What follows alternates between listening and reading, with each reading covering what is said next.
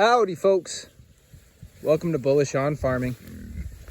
Today's May 10th and moved the pigs to a fresh paddock. We came from just over there, as it's pretty evident. We spent 17 days, which was our first paddock of our pasture rotation. We got our fenced in pastured area there, and 17 days ago we went and moved to this paddock. You can see we're just using single wire poly braid just like the cows, and I'm loving that. Roll out one line, put in your posts, easy breezy lemon squeezy, and you can see how lush the pastures are. We had the cattle on this particular field May 1st to 17th, and I mentioned that before, so I won't go into it. But you know, today, if we're at June 10th, that's close to a month's rest. And so with the spring flush out, that's plenty of time to grow out fodder and give them plenty of nutritious vegetation. We can take a look at the paddock before, which was really just a ballpark in sizing. If I could go back in time, I would have tightened up the paddock and kind of made it tighter that way if I could, just so we could get more of this rooting. I did spread a forage mix of peas, oats, and sunflower. And I did that right before rain, and then I came in the next morning and the pigs had pretty much eaten up all the seed. Probably trampled in quite a bit of it, but you know, they'll go after the seed if you throw it around. And you know, I'm not worried about that. It's gonna come out in their manure. It's gonna germinate.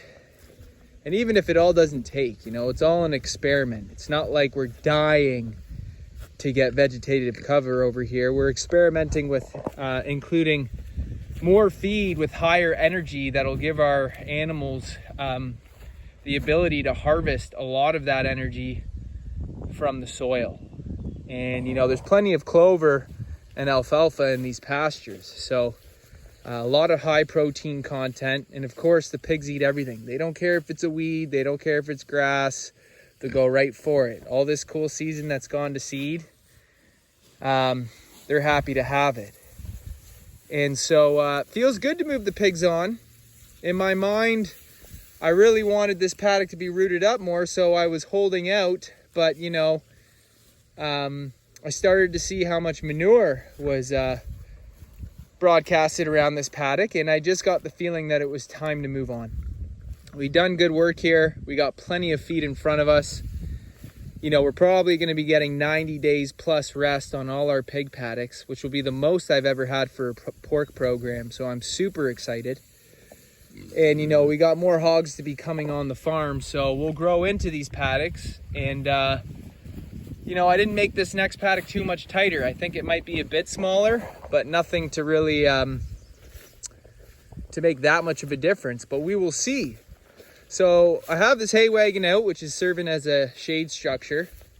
Today's an overcast day, which is perfect. So, you know, I'm not experimenting on a super hot day, just in case there's anything that I hadn't noticed or realized that could be better.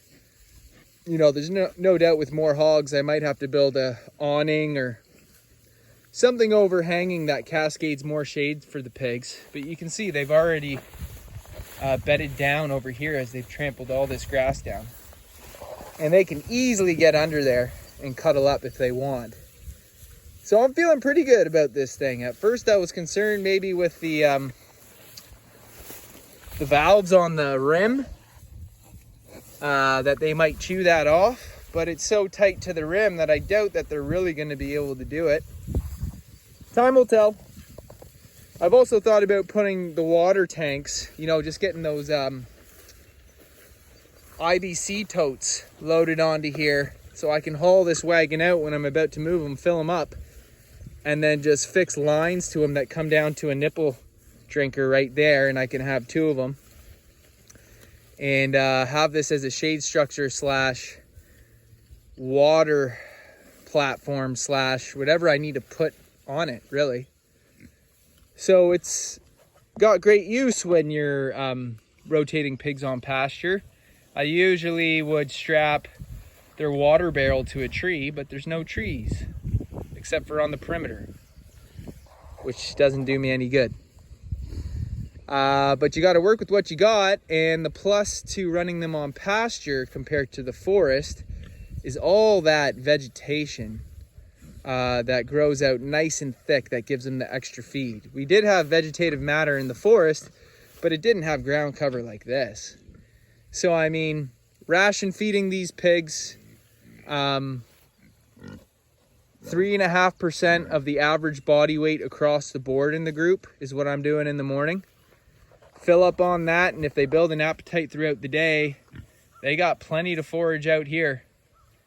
And that's all adding to the flavor, coloring, and tenderness of the meat, and the nutrition, of course.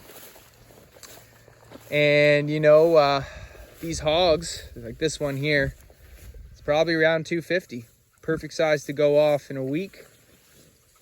And so I'll take the 2 largest hogs, and they'll be going.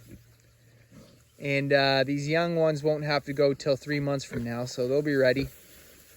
And demand for pork's picking up, so we need to get even more hogs on the farm, and I should have had more 4 months ago, because I really like to grow them out right from weaners. We also got our gilt pigs that gilts that we've kept back in the breeding pen in that fenced area, which I showed in the last video, so I won't bother going and talking about that. We also got some weaners to be mixed with this group soon enough. And things are rolling. It's June, so it better be rolling. And yeah, you know, as the pigs grow into the paddock sizes, by that I mean as we get more pigs, I'm looking for more disturbance to sow seed. The reason why I didn't want to go really tight is because, you know, as we get down close to that area, I'm doing kind of like a carousel type of progression through this field, which all connects back to that fenced area, because that's where I bring them to sort them to load for butcher. And if I, you know, kept it wide at that end, I'd run out of space to kind of keep the wheel progression of the paddocks, if you know what I mean, throughout the field. And so that end is always going to be narrow, and this end is always going to be wider. So if I kept it just as wide as I had on this side over there, I'd quickly run out of space along the fence line as we'd get 5 paddock down or so. And so I didn't want to tighten it up too much, because I don't want the pigs getting down to a narrow section at the end where it's so tight that if there's any play business, one gets squeezed through a wire, and then I'm dealing with that. So just trying to be proactive about thinking about the spacing. I also don't really like the idea of giving them really tight strips. I do enjoy having them feeling comfortable with space. And I know that there's benefit to stripping it down, but it's different with the pigs. And who knows, maybe we will start getting tighter, but it just feels right to me, and it feels comfortable to offer that spaciousness, just because I know pigs, you know, when they get tight and they get squealing and they get roughhousing, they move through things and they don't even think about it. And next thing you know, they're not where you want them. So I want to feel like they got plenty of space, that if any of that stuff happens, we're kind of preventing any type of thing like that. And, you know, we're probably going to get the cows to move through this other side of the field soon enough. You know, we've been moving, and we're probably 70% through the farm. Probably like 65% through the farm. And now that we're getting to this point, I'm feeling really comfortable, because it looks like we're going to be able to stockpile fields.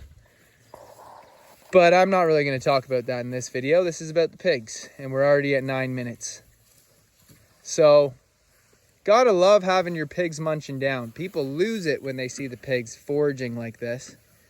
They just don't usually make that connection that pigs should be on grass foraging in this manner. But it's obvious that they should be when you realize they have a snout, and that snout is meant to dig and root through the soil. So an absolute pleasure to offer this lifestyle for our animals, and it's an absolute honor to be able to harvest this quality of meat and share it with others. So anyways, folks, I'd like to say thanks for stopping by and God bless you all. I'll see you on the next one.